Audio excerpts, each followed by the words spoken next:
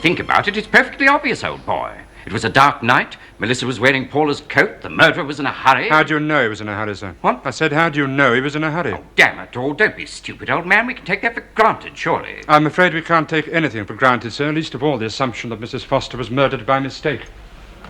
Besides, don't you think we thought of that possibility when we discovered she was wearing someone else's coat? I know we're dense, Mr. Hepburn, but not quite as dense as that, sir. All right. Then how do you account for what happened this morning? It was probably just an accident. The van driver realized your wife wasn't hurt and didn't bother to stop. I'm afraid there's far too much of that sort of thing these days. Well, goodbye, Mr. Foster. Thank you for the information you gave me. Not at all, Inspector. Oh, I was meaning to ask Mr. Page this, but perhaps you can help me, sir. Well, I will if I can. I understand that Miss Stewart, Carol Stewart, made rather a nuisance of herself at the party, and Mr. Page had to take her home. Yes, that's right. She'd had too much to drink. She was argumentative, and she would keep doing that corny act of hers. That's what Mr. Page said. What is her act, exactly? Impersonations, Inspector. Impressions of well-known people. What do you mean, well-known people? You mean people who've been dead and buried for the last 50 years? I see what you mean, sir. She's a little bitch, Inspector, an absolute little bitch. Well, there's no doubt about that, is there, Guy? If you say so, Felix. I certainly do say so. Do you know that woman's ruined more parties than anyone I know? Thank you, Mr. Hepburn. Goodbye, sir. Goodbye, Inspector.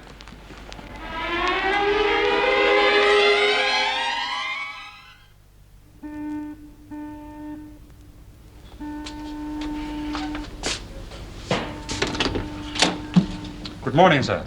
Oh, good morning, Inspector. Thank you. You should have stayed the night. I'd have missed some pretty exciting news if I had done so. Thanks to you, we picked up George Pelham. What happened? Well, he admitted that he passed himself off as Antrobus. He's also confessed to writing that letter, the one you found in the deed box. But Melissa wrote that letter. She must have. It was in her handwriting. George Pelham used to forge banknotes. Copying your wife's handwriting was child's play. Mr. Foster, I'm afraid you've got to prepare yourself for a very unpleasant shock. Your wife was a blackmailer. What? I'm afraid so, sir. She used to work with a man who called himself Smith. Now, one day they quarreled, and Smith decided to kill your wife and throw suspicion onto you. Now, he knew that you were tired and overwrought, that you frequently had rows with Mrs. Foster, so it really wasn't very difficult to convey the impression that, apart from being a liar, you were also mentally unbalanced. I imagine that the letter you found, the first one, must have put a doubt even in your mind about that. My God, you're so right, Inspector. I'd already told you that I didn't suspect Melissa, and yet here was a letter from her stating that she was having an affair with someone and that apparently you knew all about it. Exactly. And then when I produced the letter and tried to explain to you my reasons for going down to Elvingdale, the letter was different. You must have thought I was going out of my mind, as well as being a liar. That's certainly what Smith intended us to think. Do you think that Smith and Pelham are one and the same person, Inspector? And that he's only being frank with you now in order to cover up? No, I don't. Pelham's a loan operator. He doesn't like getting involved in anything if he can possibly help it. He simply does his job and gets paid for it. I'm pretty sure that Miss Stewart operates the same way. Carol Stewart? Yes. It's my bet that Smith paid her to impersonate your wife and to plant the note on the typewriter. You see, the interesting thing is, the first time she telephoned you... The first time? Oh, yes, it wasn't your wife who spoke to you on the night she was murdered. But it couldn't have been. You received the call at 11:15, and, according to the medical report, your wife was already dead by then. I see. Then what exactly happened that night, Inspector? Mrs. Foster came back for the hat box. She quietly let herself into the flat while you were working, and... Well, you'd better answer it, sir.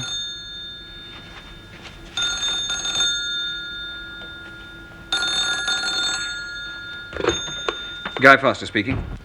Mr. Foster, this is Dr. Swanley. I received your letter this morning. My letter? Yes. Don't you think we'd better meet Mr. Foster and have a talk about this? If you go to the police, well, you know what that means, so far as I'm concerned. I'm perfectly prepared to meet you, Dr. Swanley, if that's what you want. I think under the circumstances, it's the best thing to do. All right, then. What time do you suggest? I don't think we'd better meet here. I've got an appointment at the Chelsea Hospital this afternoon. Could you possibly meet me on the King's Road somewhere about 4 o'clock? Yes, I could do that. There's a cafe on the corner of Gilmore Street. I'll be there at about 4. Oh, and Dr. Swanley, bring my letter with you. I want it back. Why did you ask for the letter, sir? Because I didn't write it. And if I'm going to talk to him about a letter that I didn't write, I'd better find out what's in it, hadn't I? I can see you're learning, Mr. Foster. Learning fast.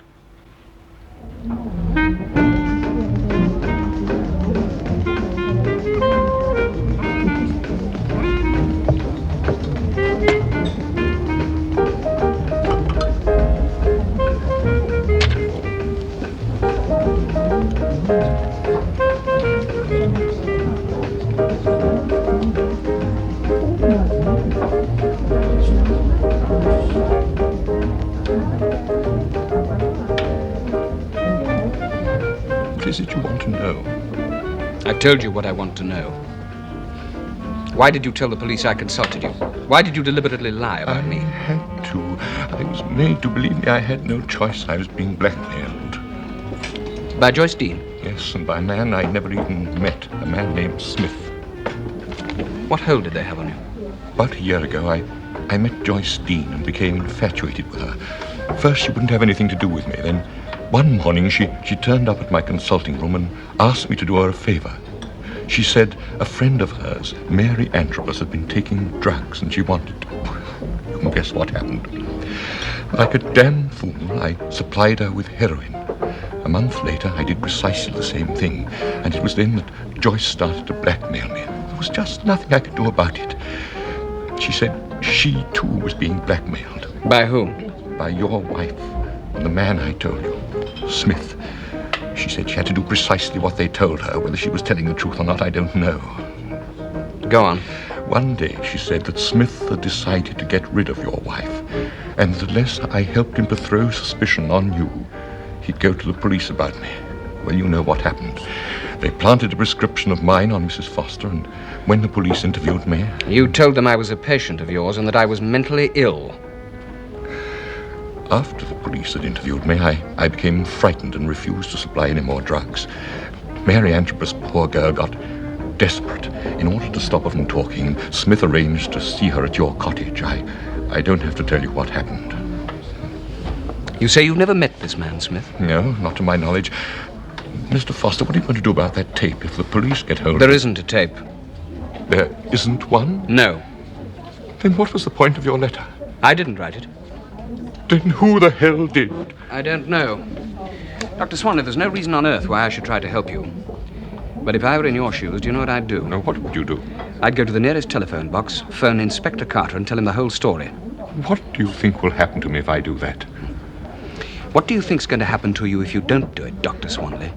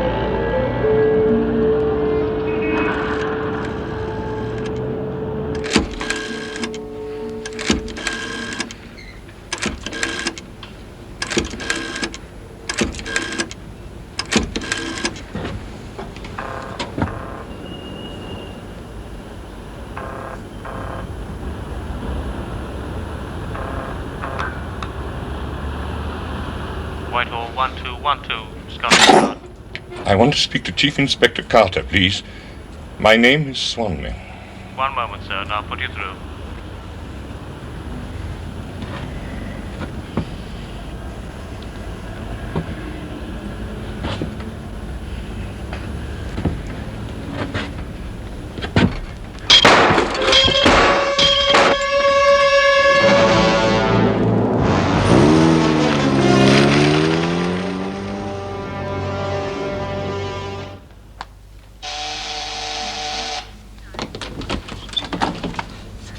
Oh, hello, Inspector.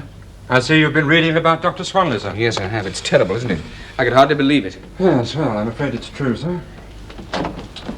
As I arrived, I saw Mr. Page drive away. Did he call on you, sir?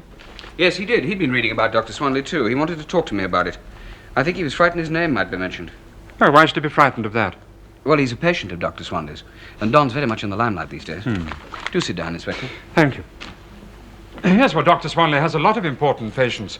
Shouldn't have thought publicity would have worried Mr. Page. Apparently the wrong kind does. Oh, is there such a thing, sir?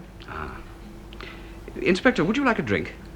Thank you. May I have a scotch and water? Certainly. How is Swanley? Well, he's putting up a fight, and I've a hunch he's going to make it. I hope so. Is he conscious? Yes, he's conscious, and he's made a statement. We've picked up Miss Dean on the strength of it. We're holding her on a charge of blackmail. Whether or not we should be able to make it stick remains to be seen. Inspector, I've got one or two questions I'd like to ask you. Yes, I expect you have, sir. Well, fire away, Mr. Foster. I'll tell you anything you want to know. Oh, thank you. It's very generous of you. Well, not as generous as it sounds. I want you to do me a favor. What's that? Well, you kick off first, sir. Well, I want to know about Joyce Dean. I want to know what happened the night she went down to Carston Heath. Well, Smith, the gentleman I've already told you about, arranged to meet Miss Dean at the Dial. Now, she was getting defiant, a little bit too sure of herself, and he'd made up his mind to get rid of her. Miss Dean put up a fight, and she was lucky. Later, Smith told her that if she was prepared to get out of the country, he'd leave her alone and do a deal. She agreed. Part of the deal was to throw suspicion onto you. I see. Now, what did you mean the other day when you said that you didn't suspect me because I once said... You said that your wife used to buy more hats than any woman you knew, but she never seemed to wear one. Yes. Well, Mrs. Foster deliberately established the fact that she was always buying hats. The reason being that she found it both convenient and safe to collect the blackmail money in a hat box. Smith knew this, of course. Well? If you'd been Smith, would you have drawn my attention to the fact that your wife was frequently seen with a hat box, although she rarely wore a hat? I don't think so, Mr. Foster. Well, I'll tell you about the hat box later. Just now, if you don't mind, sir, I want to talk to you about something else. Carry on, Inspector. I want to talk to you about Felix Hepburn, sir.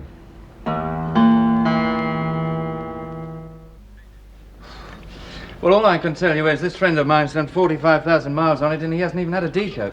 What's a decoke, darling? Don't be silly, old girl. Look, it's no good getting technical, Don. Just tell her whether she should buy it or not. Well, I think yes. It's fast, I know, and it's £3,500. £3.5.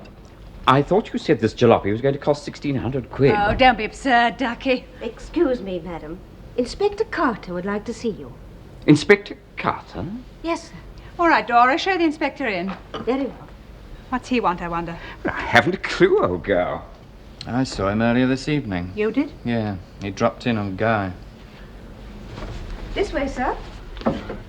Oh, I'm sorry to disturb you, Mrs. Hepburn, but I'd be most grateful if you could spare me a moment. Yes, of course, Inspector. Good evening, sir. Oh, good evening, Inspector. Page. Good evening. You, care for a drink?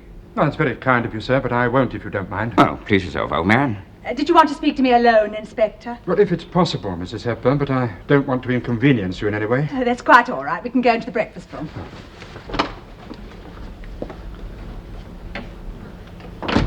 Well, that's damn silly if you like. You must know the old dear will tell me all about it, whatever it is.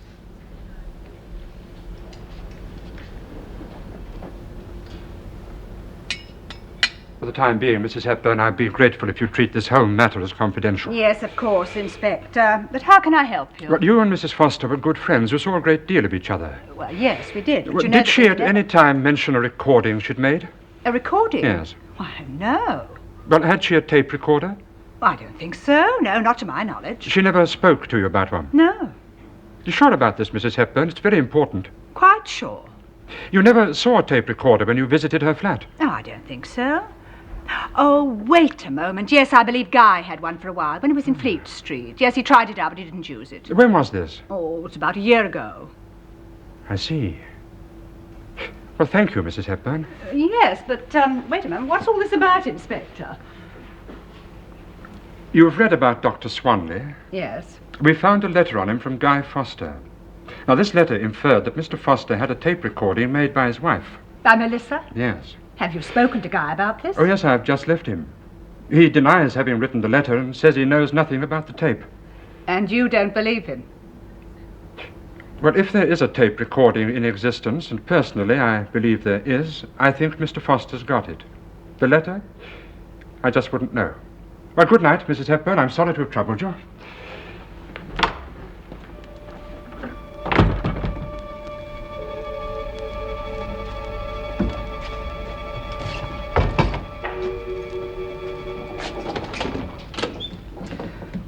Oh, dear. You're on time, Felix. Come in. Now, you look tired, Guy. Been working hard? Pretty hard.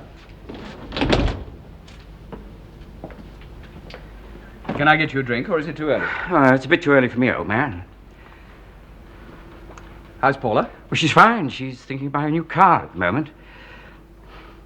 Guy, it's no good beating about the bush. I'll tell you why I wanted to see you. That Inspector chap, Carter, had a word with Paula last night, and...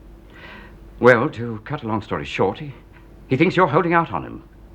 Holding out on him? Yes. In what way am I holding out on him? Well, he seems to think that Melissa made a tape recording, and you've got it nicely tucked away somewhere. A tape recording tucked away? Why? Oh, don't ask me, old man. I don't know, but obviously Carter attaches importance to it. Great importance. And is that what you came to see me about, Felix? Yes. Guy, I don't think you understand. You're in a spot. A devilishly awkward spot. But in what way? Well, the police suspect you. You're the number one suspect. If they suddenly find you've got this thingamabob and are holding out on them, well, you've had it. Well, supposing I haven't got it, Felix? Well, that's a different kettle of fish, isn't it? That's an entirely different story. Guy, Paula and I are worried about you. We just want to help. Yes, I know, Felix. It's really very kind of you. Well, we're meeting Don at 5 o'clock. We're going out to Kingston to look at a car. Oh, yes. Is that the Bentley he was telling me about? Yes. Oh, excuse me, Felix. No, I must be off. Now, don't forget what I told you. You know, my old man always used to say the jails are full of people who thought the police were just a pack of ruddy fools. Don? Hello, Felix. I thought we were meeting at 5 o'clock. Well, we are. Paula's having her hair done. I'm picking her up in half an hour. Oh, all right, Felix. I'll see you later. Yes. Well, goodbye, old boy. Goodbye, Felix.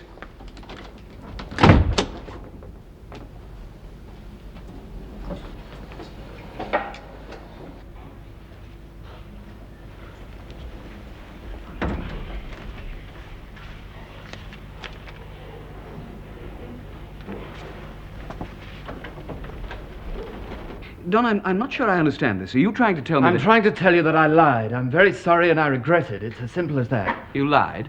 About Melissa? Yes. You knew all the time that she was a professional blackmailer? Melissa, and that the money she a got... blackmailer? Good God, no.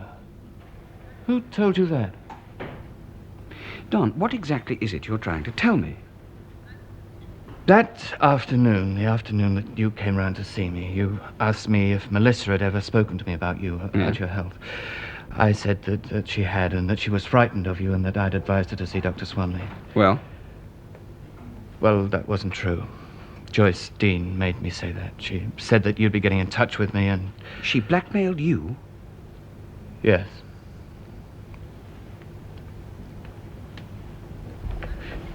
You remember that accident I had when the taxi driver said I was drunk, but I got away with it? Yes. Well, I was tight. I'd had half a bottle of scotch and an empty stomach, and... When I consulted Dr. Swanley, I told him the truth. I told him everything. I had to. I was in such a state. Joyce Dean, the little bitch, must have overheard.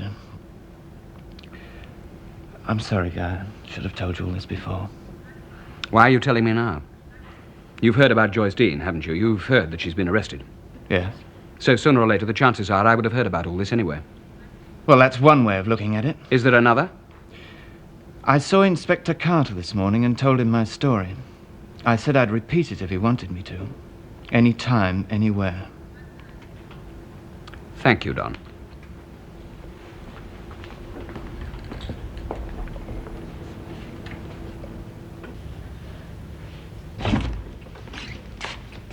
Mr. Page gone, sir? Yes.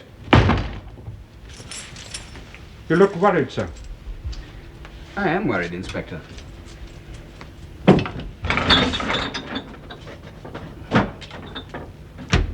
Things aren't working out, are they? They will.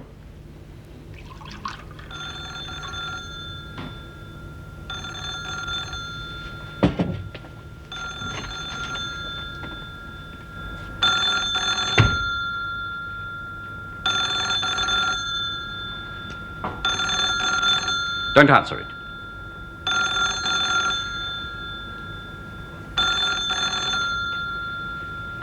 How do you get in, Felix?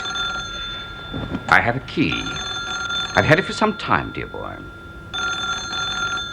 Let it ring.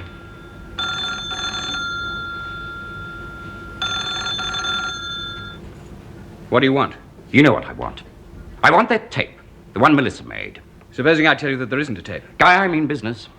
This isn't a toy or a joke. I'm sold on that, Felix.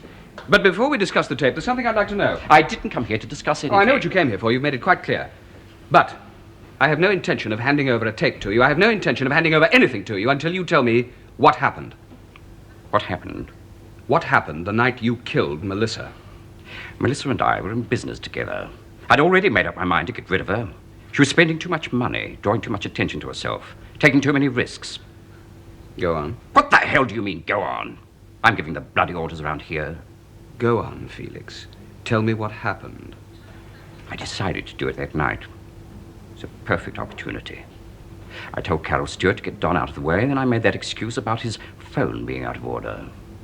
I took Paula's car, met Melissa in the park. Almost immediately, the stupid, silly little bitch started arguing about money.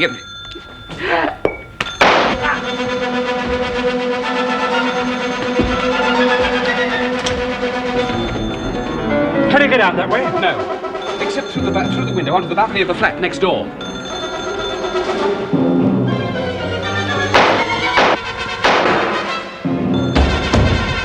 Don't be a fool, Felix. You won't make it.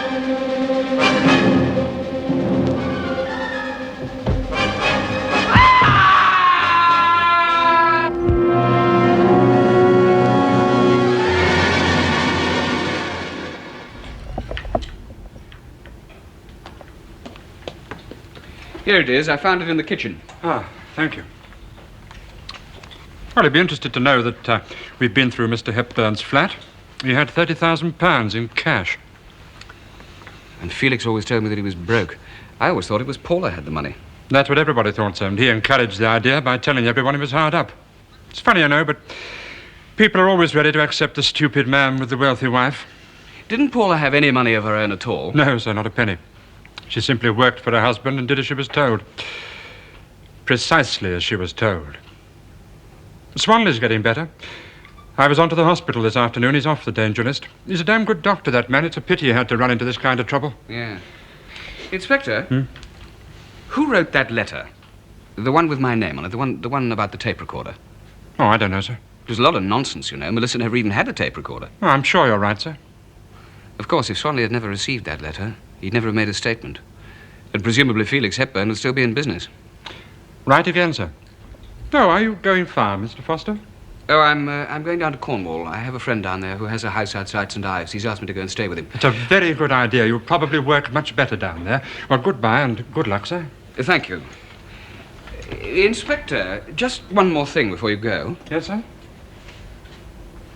I suppose you didn't write that letter by any chance? Me, sir?